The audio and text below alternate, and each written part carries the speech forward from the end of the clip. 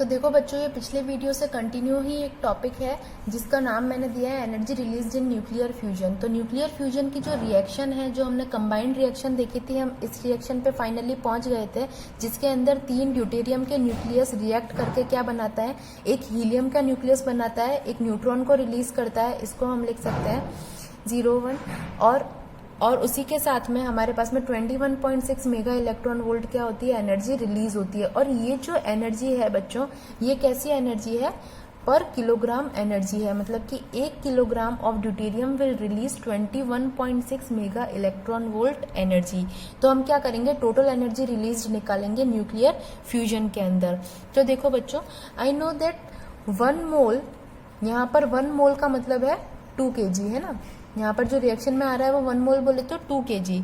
2 kg के अंदर number of atoms contains कितने होंगे मेरे पास में, will be equal to Avogadro number, that is 6.02 into 10⁻26 मेरे पास में क्या रहेंगे, नंबर ऑफ एटम्स रहेंगे। तो मैं क्या करूं, for 1 kg number of atoms will be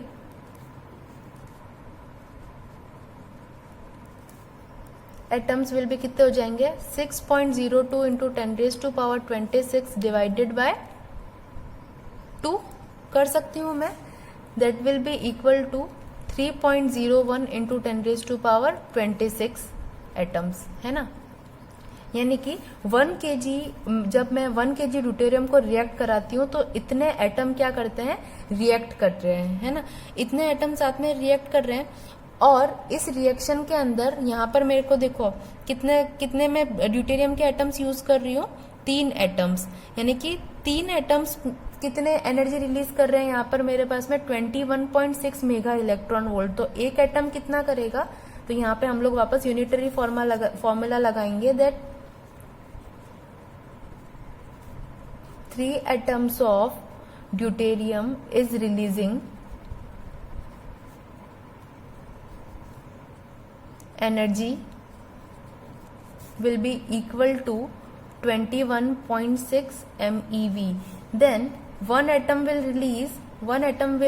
release energy of 21.6 MeV divided by 3, यानी कि मेरे पास में ऑलमोस्ट कितनी आएगी, 7.2 MeV एनर्जी रिलीज हो रही है 1 एटम से। और टोटल मेरे पास में कितने एटम है 1 kg के अंदर, 3.01 into 10⁻26. So I can say that 1 kg of deuterium will release energy of, देखो 1 atom is releasing 7.2 MeV और टोटल एटम कितने हैं मेरे पास में, 3.01 इंटू 10⁻26, 3.01 इंटू 10⁻26। तो यहाँ पर टोटल जब मैं करूंगी तो यहाँ पर आ जाएगा 21.67 इंटू 10⁻26 MeV। यानी कि देखो 10⁻26 के उसमें पावर के अंदर मेरे पास में क्या आ रही है, मेगा इलेक्ट्रॉन वोल्ट में एनर्जी आ रही है, किसमें, न्यूक्लियर फ्यूजन की इस एक रिएक्शन से, ठीक है। और यही अगर मैं न्यूक्लियर फ्यूजन की बात करूं, ये फ्यूजन की एनर्जी है, और न्यूक्लियर फ्यूजन की अगर बात करूं विखंडन की, तो मेरे पास में कितनी एनर्जी मिलती है, 200 मेगा इलेक्ट्रॉन वोल्ट।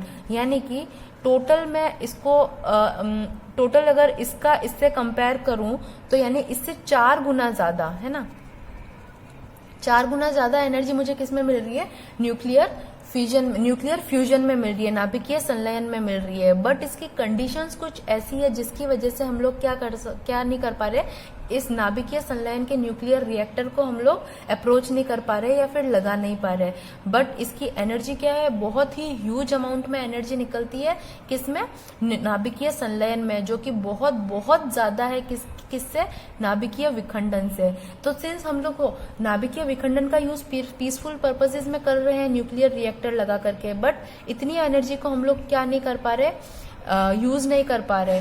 देखो जब हमारे पास में ये जो फॉसिल फ्यूल्स वगैरह ये सब खत्म हो जाएंगे बच्चों, तो सिर्फ एक न्यूक्लियर एनर्जी ही ऐसी रहेगी जिससे हम लोग क्या कर सकते हैं, एनर्जी को प्रोड्यूस करवा सकते हैं। अदरवाइज और कोई भी सोर्स ऑफ एनर्जी हमारे पास में रहेगा नहीं इन फ्यूचर, है ना। तो इसीलिए हमको क्या करना है, कुछ कंडीशंस को इसके अंदर फुलफिलमेंट कराना है। तो क्या क्या कंडीशंस होती है वो हम लोग एक बार देख लेते हैं। तो देखो बच्चों, रिक्वायरमेंट क्या क्या है न्यूक्लियर रिएक्टर लगाने की, किस केस के अंदर, नाभिकीय संलयन के केस के अंदर या न्यूक्लियर फ्यूजन के केस के अंदर। तो वेरी फर्स्ट जो रिक्वायरमेंट है वो है that abundance of deuterium. Deuterium का अबंडेंस कितना होना चाहिए। अबंडेंस का मतलब है कि काफी ज्यादा मात्रा में हमको क्या लगेगा, ड्यूटेरियम लगेगा। देखो बच्चों, ड्यूटेरियम जो हाइड्रोजन का आइसोटोप है वो मतलब अगर 6700 में हाइड्रोजन के न्यूक्लियस को देखो तो उसके अंदर क्या मिलता है, जस्ट मुझे एक क्या मिलता है, ड्यूटेरियम मिलता है। यानी कि इसका अबंडेंस काफी कम है हमारे पास में। रिक्वायरमेंट कह दो या फिर मैं कह दूं कि हमारे सामने क्या क्या चैलेंजेस है किसके लिए, न्यूक्लियर रिएक्टर को बनाने के लिए। तो फर्स्ट चैलेंज तो क्या है, अबंडेंस ऑफ ड्यूटेरियम।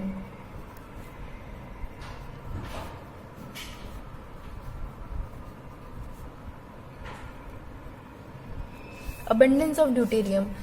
बट इसको हम लोग कैसे ओवरकम कर सकते हैं बच्चों, इसको ओवरकम करने के लिए हमारे पास में जो सोर्स है वो है सी वाटर। सी वाटर से हम लोग को काफी भारी मात्रा में क्या मिलता है, हाइड्रोजन मिलता है। और उसी हाइड्रोजन को हम लोग यूज कर सकते हैं क्या बनाने के अंदर, हाइड्रोजन का आइसोटोप बनाने के अंदर, जिसे हम लोग क्या कहते हैं, ड्यूटेरियम कहते हैं। और ड्यूटेरियम ही हमें क्या है, रिक्वायर्ड है इस रिएक्शन के लिए। उसके बाद में सेकेंड जो रिक्वायरमेंट आती है वो है हाई टेम्परेचर। तो हाई टेम्परेचर, इतने ज्यादा हाई टेम्परेचर को अचीव करना भी हमारे लिए काफी मुश्किल है। तो ये भी हमको कुछ ऐसे अरेंजमेंट करने पड़ेंगे कि हम क्या करें, एक लैब बना सके जिसके अंदर इतना ज्यादा हाई टेम्परेचर क्या हो सके, अचीव हो सके कि हमारी जो रिएक्शन है, न्यूक्लियर फ्यूजन की रिएक्शन है, वो क्या हो जाए, पॉसिबल हो जाए। उसके बाद में हमारा जो थर्ड चैलेंज आता है वो आता है कन्फाइनमेंट। मतलब ये रिएक्शन हम लोग कौन से कंटेनर में कराएं, है ना, कि मतलब कैसे, कौन से कंटेनर में कराएं कि जो हमारा ये जो ड्यूटेरियम्स है, यहाँ से जो ड्यूटेरियम्स हम लेंगे, ड्यूटेरियम जिस कंटेनर में रखे उस कंटेनर की वॉल को क्या करे, कोलाइड ना करे। हमको ये चाहिए कि ड्यूटेरियम कंटेनर की वॉल को कोलाइड नहीं करे। अगर वो कोलाइड करेगा तो वो एनर्जी क्या हो जाएगी, यहीं पे रिलीज हो जाएगी। तो इसके लिए सॉल्यूशन ये हो सकता है कि हम लोग क्या करें, मैग्नेटिक कन्फाइनमेंट का यूज करें। Magnetic confinement. देखो मैग्नेटिक कन्फाइनमेंट क्या होता है, ड्यूटेरियम के अंदर हम लोग क्या लेते हैं, उसका न्यूक्लियस लेते हैं रिएक्शन करवाने के लिए। न्यूक्लियस के अंदर क्या होगा, या तो न्यूट्रॉन और प्रोटॉन दोनों रहते हैं। तो ये न्यूट्रॉन और प्रोटॉन्स को अगर हम लोग मैग्नेटिक फील्ड प्रोवाइड कर दें, और मैग्नेटिक फील्ड की वजह से उसके अंदर क्या होगा कि ये आपस में मैग्नेटिक फील्ड की वजह से ये एनर्जाइज होकर क्या करेंगे, उसके अंदर मोशन करने लगेंगे इस कंटेनर के अंदर। और उसकी वजह से ये क्या करेंगे, इनकी जो वॉल्स है उसके साथ में क्या नहीं करेंगे, ये कोलिजन नहीं करेंगे, और हमारा जो एनर्जी का लॉस होगा वो नहीं होगा। तो यहाँ पर हमारा ये जो टॉपिक है energy release in nuclear fusion, वो टोटली क्या होता है, ओवर होता है। और हमने ये देखा कि न्यूक्लियर फ्यूजन के अंदर 4 टाइम्स हमको क्या मिलती है, ज्यादा एनर्जी मिलती है with compare to nuclear fusion, है ना। न्यूक्लियर फ्यूजन के कंपेयर में हमको क्या मिलेगी, 4 टाइम्स ज्यादा एनर्जी मिलेगी। अब हमारे नेक्स्ट वीडियो लेक्चर में हम लोग देखेंगे कि न्यूक्लियर फ्यूजन और न्यूक्लियर फ्यूजन के अंदर क्या क्या डिफरेंसेस रहते हैं।